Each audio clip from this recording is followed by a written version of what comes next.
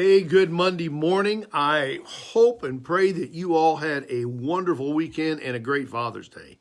It was a great day. I spent much of the day with my kids and had a wonderful time. Had a great time at church, too. Well, I've got a question I want to ask you this morning. How good of a listener are you? I mean, I'm serious. How good are you at listening? I mean, a lot of people are good at knowing the answer. A lot of people are good at knowing it all. A lot of people are great at having the last word. And a lot of people are good at offering their 2 cents worth or advice. But the question is this: how good are you at listening?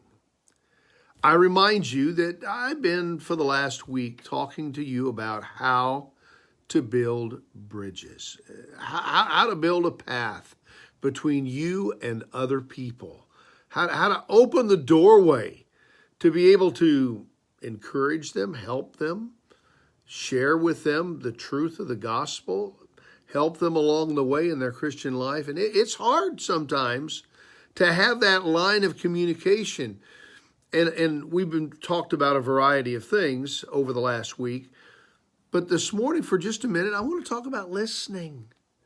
Because you see, you cannot build a bridge until you learn to listen.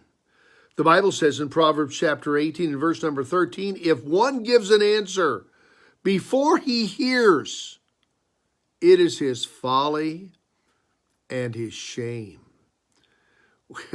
We need to listen.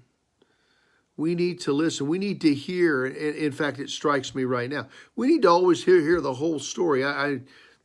Years ago, I learned that if I've got one person coming to me with a problem that they have with another person, I probably don't know the whole story until I've heard both people. And even then, I'm not sure I always hear the whole story. But once again, if I'm going to build a bridge, I've got to learn to listen. That is at least half and maybe more of the battle of effective communication, being able to really listen. Do you know when you really listen to a person, it does 3 things. Number 1, it makes them feel important. You know, when we blow people off or we cut them off, I have a terrible habit sometimes of interjecting before the other person's done talking.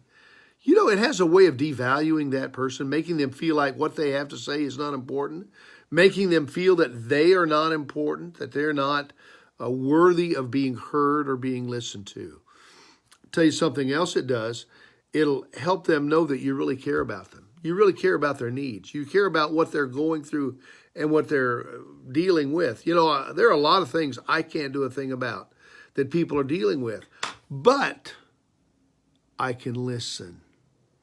I can empathize. I can share the load by hearing the pain, hearing the despair, hearing the despondency in their voice. Listening, it's huge. Learning how to listen. And last but not least, listen carefully. Listening will allow me to hear what God is trying to do and accomplish. And it will help me determine how I can genuinely pray about it, how I can genuinely love that person, and how I can really help. Because you don't know until you hear the whole story. And so I want to encourage you. Once again, we're talking about building bridges. And I want to encourage you, build bridges with people. And one of the ways you can build them is by listening to them. Once again, Solomon said in Proverbs 18, if one gives an answer before he hears, it's his folly or his foolishness, and it becomes a shame. God bless you, my friend. Have a wonderful day. Take care.